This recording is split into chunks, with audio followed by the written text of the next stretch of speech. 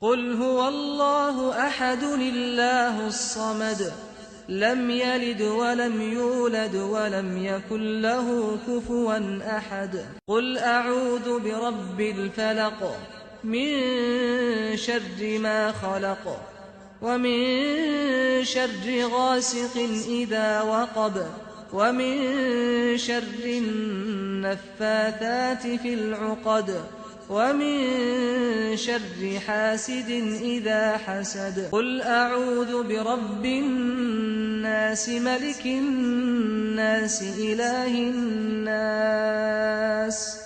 من شر الوسواس الخناس